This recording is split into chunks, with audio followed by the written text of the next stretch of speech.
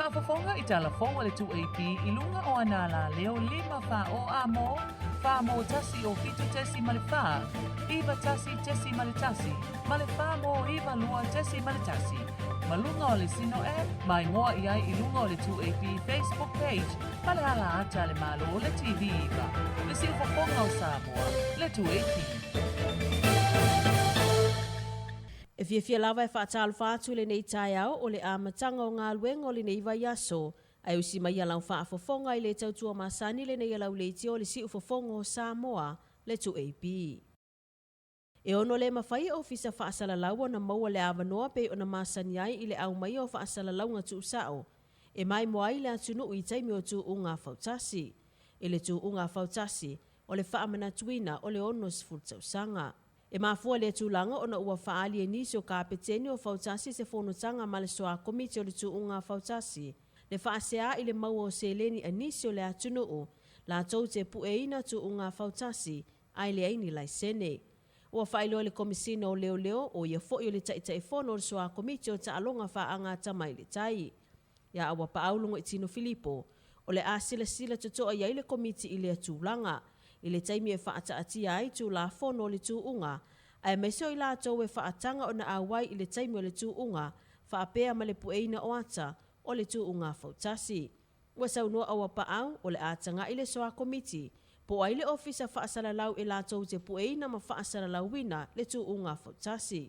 Ofisa whaasalalau al maru le ia onga e ave ia exclusive rights o puenga kunga, ia ngā Afrikali ila yo o la ma whaaka waku fo ia ila tōro fia maanga o mai kuranga ngai ki kopi mangi si fo ia kara waku whaasara lau la ko.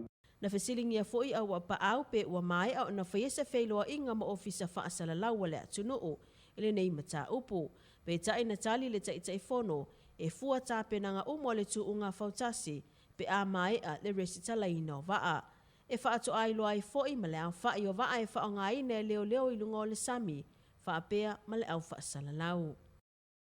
O le vai aso le nei atu ina atua I lumo le kāpineta le tālo sanga ale minister o whila ua inga mātina e te tele le malo ya olo, whonoti a fōa fiti wa ai.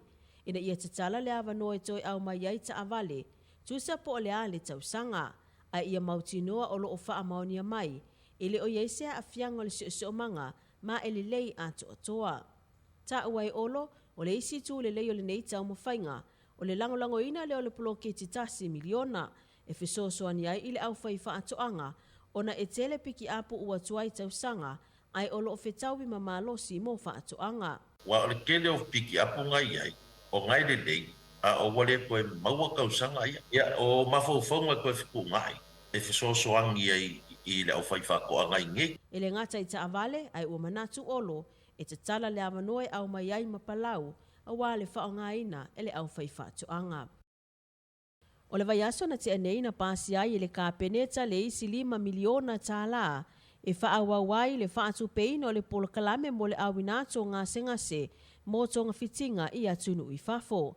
Ua ato ai le 10 miliona tā la I le tala wha le tupe o loo whaanga solo nei.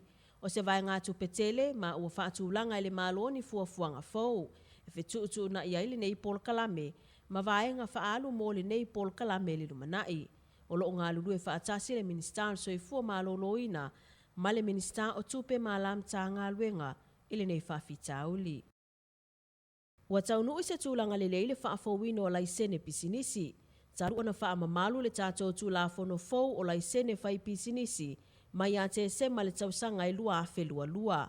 Ua toe whaalele ia atili ai whaamaumaunga le mta ngā luenga I whaamtalanga o pisinisi te ito atasi. E winga ia I lātou moni e ana pisinisi, ma I lātou olo ia I la fonga tuua, ma I lātou e te tau o na whai la fonga tutongi le malo. Ta ue le sui palimia ia tuala te vanga Iosefo Bonifasio, o niso pisinisi e peo fale oloa, ua talo sanga foi mo laisene e whaatawai le ava malosi, ma ua whaafai I fo I le ngā luenga le pūlenga le ava malosi, ia lātou wilo I longa I tālo sanga. Ona o lea ua mau tutu whaamaumaunga I le ofisa. O le nganga o le tātou malo, e whaatupula ia pēr le atia e o pisnisi I tutonu o le tātou atunu.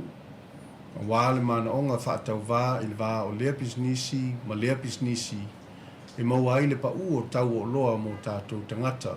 Ua tālasanga i nai le au whai pisinisi le atunu o, a whai o ieini au pa anga e le o ni tangata moni o Samoa, ai maise le le ai o ni pe mita e ngā lulu e ai ma whaatino ni a lātou pisinisi, o lo ngā lulu e whaatasi ma tātou tangata, e te tau o na longo i le mtanga luenga. O tala fauna mai lau le ti ole si ufafongo o Samoa mo ole nei tae au, ia manu ia tele fe au mga luenga o le awhea ngai mele tunu o. Whaafafonga i tala fonga le 2AP i lunga o anala leo 5 wha o amo, wha mo tasi o fitu tesi male wha, iwa tasi tesi male tasi, male wha mo iwa lua tesi male tasi. Malunga o le sino app, mai ngoa i ai i lunga o le 2AP Facebook page, male ala ata le malo o le TV iwa. Le si ufafonga o Samoa, le 2AP.